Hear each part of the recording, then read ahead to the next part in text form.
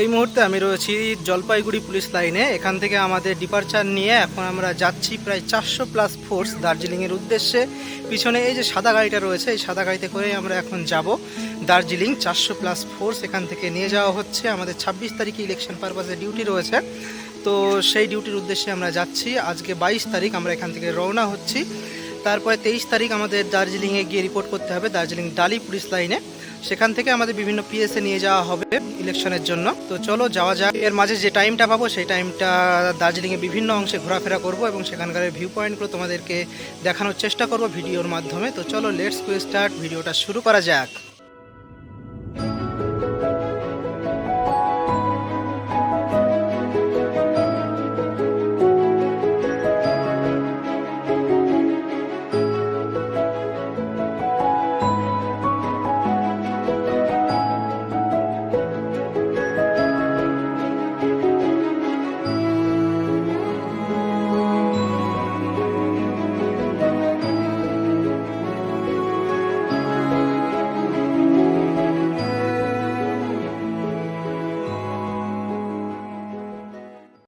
যে 400 জন যাচ্ছি তার ভেতরে মাত্র 36 জনের জন্য এই গাড়িটা বুক করা হয়েছে। এই গাড়িটাতে আমরা 36 জন যাব। আমাদের মালপত্র বেডিংপত্র সব কিছু তুলে ফেলা হয়েছে। তো এই যে পিছনে মাল জাল সব তুলে ফেলা হয়েছে। আমাদের যাবতীয় ব্যাডিং ওখানে যেহেতু প্রায় 1 সপ্তাহ থাকতে হবে আমাদেরকে, সেই হিসাবে আমরা আমাদের জিনিসপত্র গুছিয়ে নিয়েছি, সব গাড়িতে তুলে ফেলেছি। গাড়ি কিছুক্ষণের ভেতরেই ছাড়বে, রওনা দেবে। তো চলো।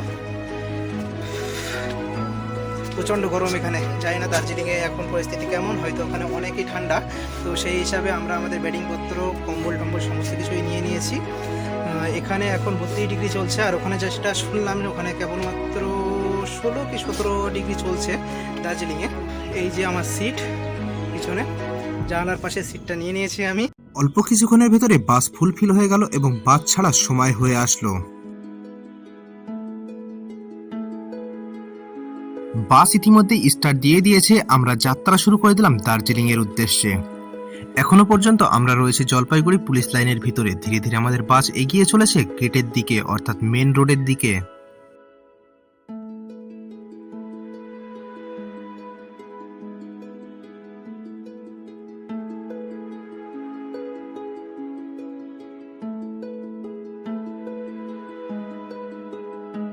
পুলিশ লাইন থেকে বেরিয়ে আমরা মেন রোডে চলে এসেছি। আমার পাশে বসে রয়েছে আমার বন্ধু আলফাজ, পিছনে বসে রয়েছে আমাদের সম্রাট দা, এছাড়াও সম্রাটদার পাশে বসে রয়েছে সাবির ভাই।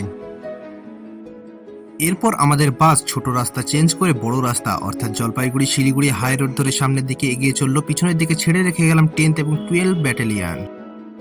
এই সবকিছু অতিক্রম করার পর আমরা পৌঁছে গেলাম শিলিগুড়ি দার্জিলিং মোড়। এই জায়গাটিতে আমি বহুবার এসেছি। এখান থেকে দার্জিলিং এর দূরত্ব হলো মাত্র 77 কিলোমিটার।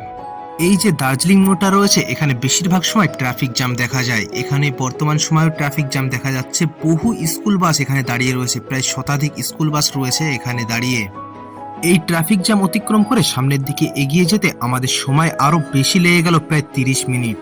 প্রচন্ড গরমের ভেতরে 30 মিনিট এই জামের ভেতরে আটকে থেকে মনে হচ্ছিল 30 ঘন্টা ধরে এই জামে আটকে রয়েছে। কিন্তু জামটা কাটিয়ে যখন সামনের দিকে এগিয়ে গেলাম তখন দেখতে পেলাম টয় ট্রেন রেল লাইনের পাশে বিস্তর এলাকা নিয়ে জুড়ে রয়েছে সবুজ ঘন চা বাগান। এই সমস্ত কিছু দেখার পর মনটা একদম ফুরফুরে হয়ে গেল। তারপর আমরা সোজা পৌঁছে গেলাম সুকনা পুলিশ স্টেশনে। সেখানে সুকনা পুলিশ স্টেশনের গ্রাউন্ডের ভিতরে আমাদের বাস নামিয়ে দিল। সেখানে গিয়ে এক জায়গায় পার্কিং করে দিল আমাদের বাসটি। আমাদের পূর্বে এসে দেখতে পেলাম যে অনেকে এসে হাজির হয়ে গেছে। বহু বাস বহু জায়গার থেকে এসছে, হাওড়া পুলিশ জিআরপি থেকে, শিয়ালদা জিআরপি থেকে, সিআইডি থেকে, বিভিন্ন জায়গার থেকে বহু পরিমাণে ফোর্স এসে এখানে হাজির হয়েছে। এখান থেকে আমাদের ফোর্স ডিটেলমেন্ট হবে দার্জিলিংয়ের বিভিন্ন থানায় থানায়। অল্প কিছুক্ষণের ভেতরেই দেখতে পেলাম গ্রাউন্ডের পাশে রেল লাইনের উপর দিয়ে ছুটে চলেছে একটা টয় ট্রেন।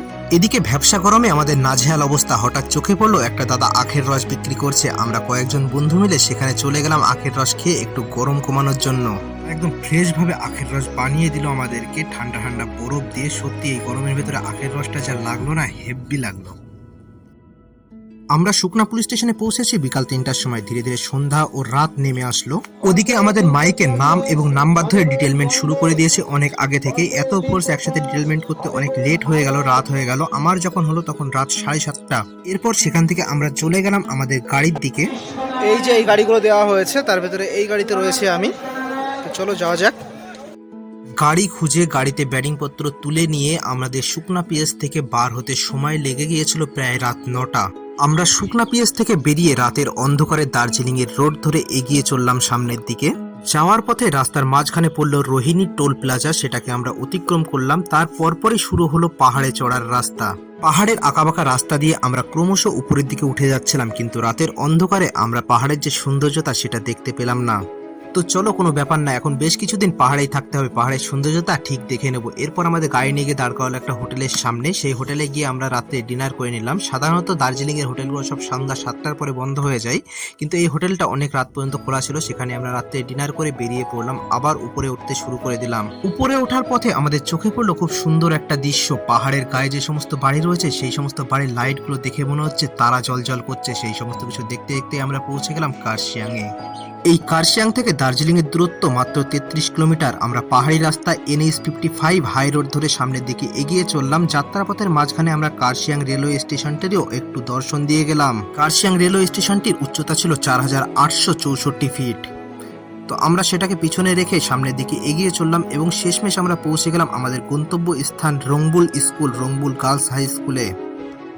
এটাই হলো সেই রংবুল হাই স্কুল, যেটাতে আমাদের কালকে রাত্রে এসে পৌঁছেছি। কালকে রাত 11:30 পৌনে 12টার সময় আমরা এই স্কুলে এসে পৌঁছাই।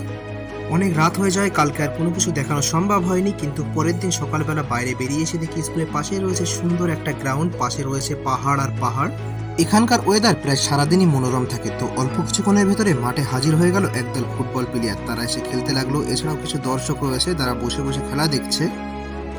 স্কুল, এই রংপুর স্কুলে আমরা দোতলাতে আছি। এখানে প্রচন্ড ঠান্ডা পড়ছে, রাত্রে তো পুরো মানে মারাত্মক অবস্থা হয়ে যাচ্ছে। দিনের বেলা এখনো ভালোই ঠান্ডা আছে। তো এখানে এই যে দোতলাতে আমরা একটা রুমে আছি। আমাদের ব্যাটিংপত্র সেখানেই আমরা বিছিয়ে নিয়ে যে স্কুল টেবিলগুলো হয় সেগুলো বেডের আকৃতি দিয়ে সেখানে আমরা আছি। এরপর সন্ধ্যাবেলা যখন IPL খেলা শুরু হলো, তখন আমি আর আমার বন্ধু আলফাজ দুজন মিলে মুড়ি মাখালাম। সেই মুড়িগুলো খেতে লাগলাম আর এদিকে IPL খেলা দেখতে থাকলাম।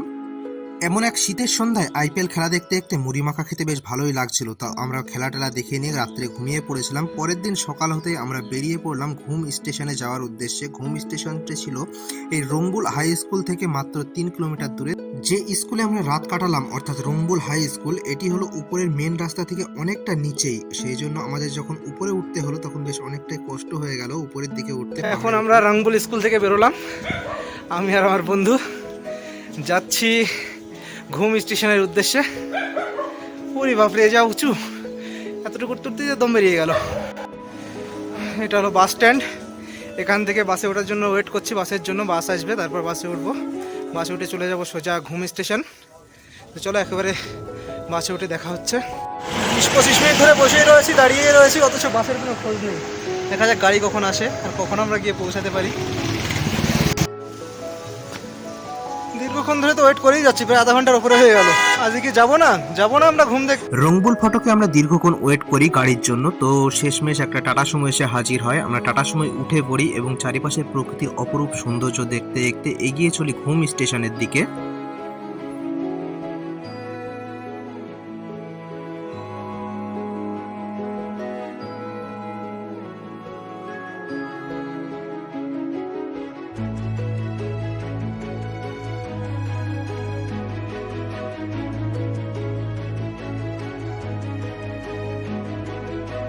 দীর্ঘ প্রতীক্ষার পর আমরা গাড়ি পেয়ে গেছি। তারপরে এখন আপাতত চলে এসেছি ঘুম রেলওয়ে স্টেশনে। এর আগেও আমি একবার রেলওয়ে স্টেশনে এসেছি, ঘুম রেলওয়ে স্টেশনে, কিন্তু আমার যে বন্ধু আলফাজ সে আগে কখনো আসেনি, তো তার উদ্দেশ্যে একসাথে ঘুরতে আসা।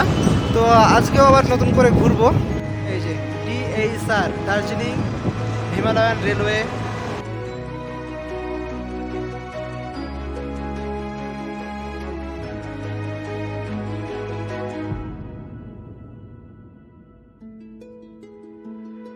আগেও আমি যে এসেছি তার একটা ভিডিও আছে, দুটো ভিডিও আছে আমার চ্যানেলে। তো দার্জিলিং পার্ট 1 পার্ট 2 বলে দুটো ভিডিও আছে। সেই ভিডিওতে পার্ট 2তে আমি ঘুম স্টেশনে বিভিন্ন কিছু তুলে ধরেছি। আবার সেই ঘুম স্টেশনে এসেছি, যেগুলো ঘুরছি সবই ভিডিও বন্দি করে তোমাদের সামনে তুলে ধরছি।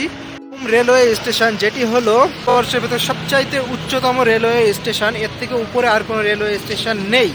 স্টেশনের পাশে যে মিউজিয়ামটা রয়েছে, ঘুম মিউজিয়াম, সেই মিউজিয়ামটা হলো আমার পাশেই রয়েছে। এই যে ঘুম রেলওয়ে মিউজিয়াম, ঘুম মিউজিয়াম। আর এখান থেকে কখন কখন ট্রেন ছাড়া হয় সে বিস্তারিত লেখা রয়েছে পাশে একটি চার্টে। এই হলো সেই চার্টটি। সামনেই রয়েছে রেলওয়ে সংগ্রহশালা। ওই যে দূরে দেখা যাচ্ছে এটা হলো রেলওয়ে মিউজিয়াম সংগ্রহশালা।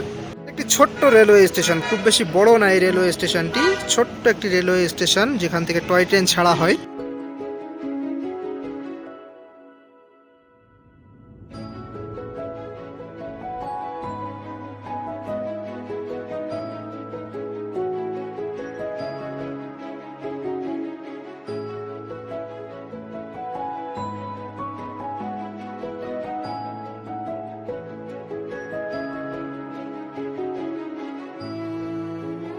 এরপর আমরা প্রবেশ করলাম ঘুম মিউজিয়ামের ভেতরে। সেখানে প্রবেশ করতেই দেখতে পেলাম আমাদের আগেও সেখানে অনেক মানুষ এসে হাজির হয়ে গেছে। তারা সেখানে এসে সেলফি তুলছে, ফটোশুট করছে। তো আমরা ভেতরে প্রবেশ করলাম, চারিপাশটা ঘুরে ঘুরে দেখতে থাকলাম।